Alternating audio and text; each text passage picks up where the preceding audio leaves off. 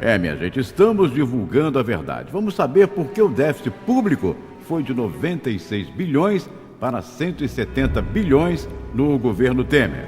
E mais, após o impeachment, reprovação a Temer aumenta e a avaliação positiva de Dilma permanece.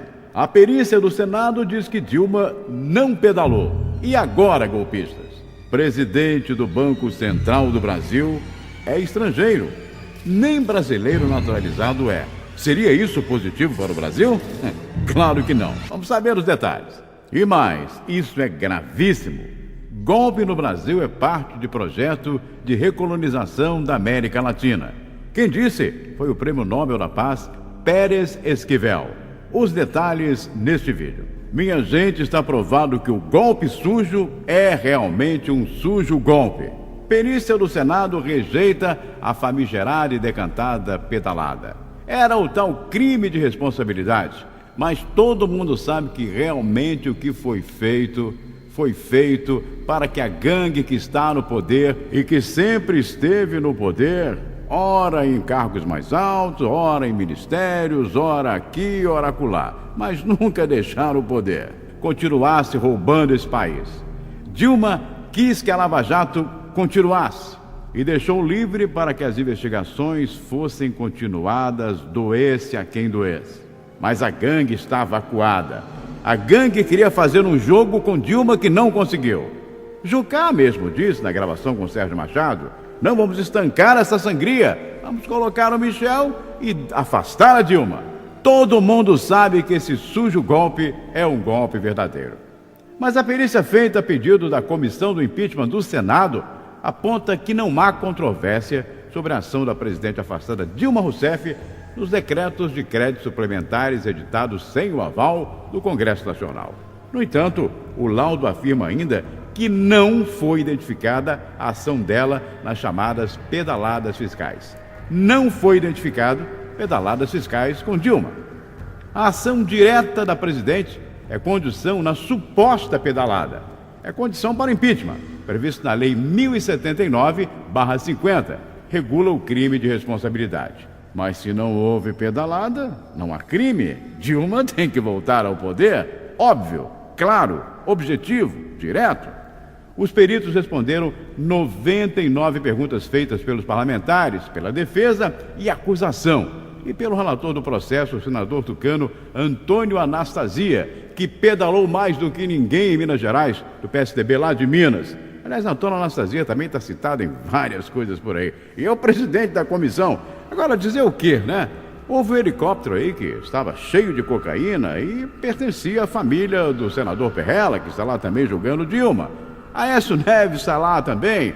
Ou seja, só para citar esses dois, o Senado tem muita gente que deve e que não tem moral sequer para julgar um batedor de carteira da esquina. Mas a farsa do impeachment, que na verdade é um golpe, já está desmascarada. Uma das acusações na denúncia contra Dilma diz que a presidente cometeu pedalada fiscal por conta do atraso do repasse de 3,5 bilhões do Tesouro ao Banco do Brasil para o Plano Safra. O laudo diz que não identificou a ação de Dilma no episódio. Pela análise dos dados, dos documentos e das informações relativas ao Plano Safra, não foi identificado ato comissivo da excelentíssima senhora Presidente da República, que tenha contribuído direto ou indiretamente para que ocorressem os atrasos nos pagamentos, afirmaram os peritos no relatório. Sobre os 3 dos 4 decretos que promoveram alterações na programação orçamentária incompatíveis com a obtenção da meta de resultado primário, vigente à época da edição, a perícia do Senado Federal diz que não há controvérsia sobre o fato de a presidente afastada Dilma Rousseff ter agido para liberar créditos suplementares sem aval do Congresso. Atenção para os decretos referidos. São os de 27 de junho de 2015, nos valores de 1,7 bilhão e 29 milhões, e também o decreto de 20 de agosto de 2015, no valor de 600 milhões. O processo de impeachment, um golpe, vai ser dissolvido, demonstrando cada vez mais que se trata desse golpe que realmente é contra a nação, contra o presidente, contra o Brasil, contra a democracia, como já denunciava a presidente Dilma e a sua defesa, e todos aqueles que têm bom senso e que não são alienados nem manipulados pela mídia golpista. A senadora Rose de Freitas, do PMDB do Espírito Santo, que é líder do governo provisório de Michel Temer, admitiu em entrevista que não teve esse negócio de pedaladas, não. Antes disso, o também senador do PMDB, Romero Jucá, de Roraima, afirmou nas gravações, como eu disse, reveladas por Sérgio Machado, ex-presidente da Transpetro e delator da Lava Jato, que impeachment era o caminho para estancar a sangria da Lava Jato. Ou seja, o golpe está desfeito. E o presidente interino golpista vai continuar no poder? Vai precisar ainda votação desse Congresso, que muita gente deve mais, mas muito mais, e não tem moral para julgar Dilma? O que vai acontecer com o Brasil? Já está tudo desmoralizado. Basta de fingimento, de jogo de cena, basta de mentira, basta de força bruta, basta de desmando, basta de golpe, basta de presidente interino e seus desmandos. E está dito. Além de proteger os bandidos marginais que estavam com medo da Lava Jato, o golpe no Brasil também é parte do projeto de recolonização da América Latina. Essa é que é a verdade. O que está acontecendo no Brasil tem a ver com o projeto para recolonizar todo o continente. Esse projeto tem alguns objetivos estratégicos. O controle dos nossos recursos naturais. E como já disse Michel Temer, em alto e bom som, a privatização das empresas estatais. É a privataria, aquela tucana que está de volta, só que agora sem bico. Esse é o objetivo do golpe de Estado do Brasil. Minha gente, é um absurdo o fato do processo que aconteceu em Honduras, com a derrubada de Manuel Zelaya em 2009 e depois no Paraguai, contra o governo de Fernando Lugo em 2012. Isso está ocorrendo no Brasil. É o mesmo procedimento dos ensaios realizados anteriormente. O uso massivo dos meios de comunicação, a mídia golpista, entre elas a Globo, que estava ali firme e forte e continua defendendo o golpe, para alimentar um processo de desprestígio por meio de uma série de acusações, a cumplicidade de alguns juízes. Não há casualidades em tudo que está acontecendo. Agora contra o governo de Dilma. Isso faz parte de um projeto terrivelmente para recolonizar o continente. Já houve essas experiências piloto no continente que devem ser lembradas. A metodologia é a mesma. Basta ter os meios de comunicação, alguns juízes e dirigentes políticos da oposição para provocar a desestabilização de um governo. O que realmente é um absurdo, que assombra o mundo, é que tenham escolhido justamente o Brasil, um país líder no continente, para aplicar esse modelo sujo de golpe, esse uso massivo dos meios de comunicação para alimentar um processo de desprestígio por meio de uma série de acusações e também a cumplicidade de juízes. Essa é a lógica e a prática da imposição de uma política regressiva, provocar situações de conflitos sociais e usar a forma repressiva para conter esses conflitos com o apoio de uma mídia forte. Já há uma dita lei antiterrorista, aprovada pelo Congresso, como aconteceu em quase todos os países. Há uma diferença entre o que está acontecendo no Brasil e o que vemos hoje na Argentina, onde a direita chegou ao poder por meio de eleições livres. Não se sabe ainda se manipuladas, mas houveram eleições. Ganhou por muito pouco, mas ganhou e está aí legitimada pelo voto, se é que não houve fraude. Minha gente, o Prêmio Nobel da Paz, Pérez Esquivel, afirma que é uma política dos Estados Unidos que nunca abriu mão de seu objetivo de ter a América Latina como seu quintal. A política norte-americana nos golpes em Honduras e no Paraguai ficou muito clara. É preciso ter em mente que os Estados Unidos e também a Europa estão esgotando seus recursos e necessitam dos recursos naturais dos nossos países, da América do Sul, incluindo recursos minerais estratégicos e os recursos do manancial de águas Guarani, uma das grandes reservas mundiais de água, um bem cada vez mais escasso. Então não são pequenos os interesses americanos na região. Não é por outra razão que eles mantêm bases militares na América Latina. Agora na Argentina, inclusive, armaram uma gigantesca. Se olharmos para a história recente da América Latina, houve outras tentativas de golpe de Estado no Equador, na Bolívia e na Venezuela, que vivem uma situação crítica onde a oposição ganhou o parlamento, não se sabe se legitimamente ou ilegitimamente, há controvérsias, há grandes problemas econômicos, sem dúvida, fundamentalmente causados pela queda do preço do petróleo, base da economia da Venezuela. Então as tentativas de golpe de Estado na América Latina não terminaram.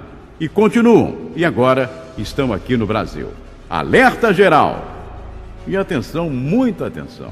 Um estrangeiro é nomeado presidente do Banco Central. O presidente do Banco Central é estrangeiro. O nome dele, Ilan Goldfein, nascido em Haifa, Israel. Goldfein foi economista-chefe do maior banco privado do Brasil e se tornou presidente do órgão responsável por emitir papel moeda e moeda metálica, executar os serviços do meio circulante, receber recolhimentos compulsórios e voluntários das instituições financeiras e bancárias do Brasil, realizar operações de redesconto e empréstimo às instituições financeiras, regular a execução do serviço de compensação de cheques e outros papéis, efetuar operações de compra e venda de títulos públicos federais, exercer o controle do crédito, exercer a fiscalização das instituições financeiras, autorizar o funcionamento das instituições financeiras, restabelecer as condições para o exercício de qualquer cargos de direção nas instituições financeiras do Brasil, vigiar a interferência de outras empresas nos mercados financeiros e de capitais e controlar o fluxo de capitais estrangeiros do Brasil. O interessante é que a mídia lá de Israel ficou sabendo da indicação do compatriota muito antes dos brasileiros e dos veículos de comunicação nacionais, mesmo aqueles da imprensa golpista. O título da matéria de um importante jornal de lá, Net News, foi: israelense é feito presidente do Banco Central do Brasil. Goldfein deu pistas para a mídia israelense de como enxerga a saída do Brasil dessa crise fabricada e implantada que se abateu sobre o nosso país. O presidente do Banco Central estimou que para obter sucesso, o governo ou o desgoverno golpista Temer tem que tomar e está tomando medidas impopulares, como aumento de impostos, cortes no orçamento e aumento na idade da aposentadoria. Há o desejo de aumentar impostos, de fazer cortes no orçamento, mas uma auditoria da dívida pública interna e externa sequer foi citada. Lembrando que a dívida pública brasileira consome mais de 45% do orçamento brasileiro. Talvez o nosso excelentíssimo Ilan Goldfein não queira agredir os bancos que cobram injustamente uma dívida criada a partir da geração de crédito sem lastro algum. Afinal de contas, Ilan Goldfein é produto dos banqueiros de Israel e não do Brasil. Sentiram como estamos? Que país que estamos vivendo? É isso que está acontecendo no Brasil. Portanto, o sinal de alerta tem que ficar aceso sempre. É o fato dele ser israelense, podia ser americano, podia ser angolano, podia ser paquistanês. O que importa é que ele é um estrangeiro que realmente não é sequer um cidadão naturalizado do Brasil. Fica difícil assim, não? E esse homem, que seguramente não vai defender interesses brasileiros, porque nem do Brasil é o presidente e o homem que mexe com todo o dinheiro do Brasil. E você, vai ficar dormindo com essa, esperando o tempo passar, ou vai agir democraticamente com relação a esse governo golpista interino de Michel Temer? É a pergunta que não pode se calar, que exige uma ação que não pode esperar. Mudando de assunto e esclarecendo o porquê do déficit bilionário do golpista Michel Temer, que passou de 96 bilhões para 170 bilhões. Vou dizer para você agora: 7 bilhões para o reajuste dos funcionários federais, 2 bilhões para o perdão dado aos planos de saúde do Brasil, 1 bilhão para a criação de 14 mil cargos federais. E o Brasil vai mal. Se fosse bem, ia ser o quádruplo. 20 bilhões para o novo critério de pagamento da dívida dos estados. 3 bilhões para emendas de parlamentares, para comprar o processo todo, é claro.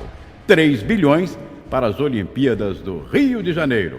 Total, 36 bilhões em 40 dias. E a culpa do déficit é da Dilma. Pode um negócio desse? Isso é um escracho, isso é uma pouca vergonha, uma cara de pau, um absurdo no solo desse Brasil, um abuso contra o povo dessa nação. Um verdadeiro abuso contra o brasileiro que votou legitimamente em Dilma Rousseff. E antes que eu me esqueça, após o impeachment, o golpe, reprovação a Michel Temer aumenta e a avaliação positiva de Dilma Rousseff melhora. Baixa popularidade do interino seria explicada pela falta de uma agenda clara de mudança e pelo contexto turbulento, além de ministros investigados na Lava Jato, o próprio Temer com problemas, essa coisa toda que vem acontecendo no Brasil, esse desmando. Esse tempo pequeno de governo interino de Temer teve efeitos opostos na avaliação do PMDBista e da presidente afastada Dilma Rousseff. Afastada e legítima, segundo pesquisa da consultoria Ipsos. No período, o índice de reprovação de Temer subiu e o de Dilma caiu. De acordo com o levantamento de maio a junho, a porcentagem de pessoas que desaprovava totalmente ou um pouco o interino cresceu de 67% para 70%. A aprovação de Dilma, por sua vez, foi de 15% para 20%. Segundo Danilo Cersocimo, diretor da Ipsos Public Affairs e responsável pela pesquisa, diz que a baixa popularidade de Temer é explicada por 3 fatores: a falta de uma agenda clara de mudanças, a imagem de político tradicional e o contexto turbulento no qual governa. Aquela coisa toda que está acontecendo. O que se deduz é que tudo foi tão manipulado que era muito mais importante o impeachment, o golpe contra Dilma, do que uma esperança que se depositava em Michel Temer. O pensamento era: como ela se tornou tão insuportável que é impossível o vice ser pior. Manipularam tanto a cabeça das pessoas e, mesmo assim, Michel continua sendo o pior dos piores. O Brasil estava caminhando. Com Temer, nós estamos voltando ao passado. Retrocesso total e absoluto. E foi pior. Tem muita gente pelas ruas, pelas rodas do botequim, pelas redes sociais se perguntando: como assim? Advogado do PCC foi nomeado ministro da Justiça. O possível dono de 450 quilos de cocaína é nomeado para o governo Temer. Moro não investiga Aécio e nem sequer prende a mulher de Cunha, mas está produzindo provas que irá levar Lula à prisão perpétua. E vai por aí, só rindo, sem contar o grampo da presidente Dilma e agora a invasão ao apartamento da senadora Gleisi Hoffmann. E não acontece nada com o Moro? Como assim? Alguém responde essas questões sem blá blá blá e nhen? Dá para responder plausivelmente? Mas voltando à impopularidade do desgoverno Temer. Pontos que pesam nessa impopularidade. Além de ser um governo golpista, os casos de corrupção e a falta de respostas imediatas para os problemas políticos e econômicos. Realmente, isso está acabando de afundar o que já nasceu afundado, que é esse governo Temer. Ou melhor, desgoverno. O desgoverno Temer que vai com certeza se acabar. E certamente Dilma voltará. A democracia exige. Nem que se exista novas eleições nesse país. Nem que isso aconteça. E também é um golpe. Mas Dilma tem que voltar em nome da democracia. E Temer tem que ir para o lixo da história do Brasil e ponto final.